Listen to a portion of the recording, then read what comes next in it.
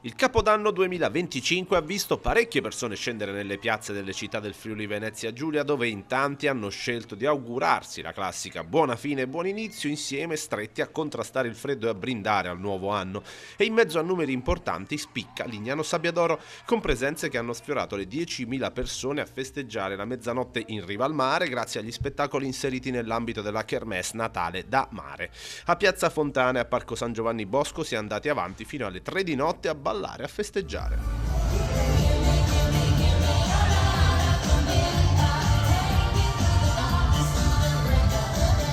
In un quadro di ampio intrattenimento con tutti i generi musicali si è registrato anche un 20% di stranieri sulle presenze complessive, tutte molto soddisfatte nonostante un velo di nebbia, classica a quelle latitudini, abbia reso meno visibili i fuochi d'artificio. Ci ha pensato poi l'intramontabile Cristina D'Avena, conosciuta trasversalmente tra varie generazioni insieme ai Game Boy, a rendere indimenticabile anche il primo giorno dell'anno, sempre nel massimo della sicurezza come previsto dai protocolli messi in campo e fatti rispettare alla lettera. Il Capodanno, secondo le stime dell'amministrazione comunale lignanese, ha dimostrato la grande capacità di poter differenziare l'offerta turistica, staccandosi anche dalla canonica giornata in spiaggia, sfruttando tutte le potenzialità che il mare in Friuli può offrire. Per questo serpeggia soddisfazione in giunta con il sindaco Laura Giorgi, che osserva i frutti del suo lavoro mentre si avvia il giro di boa della metà del mandato, mentre Lignano prende vita alla grande anche in inverno e lo fa con numeri da record.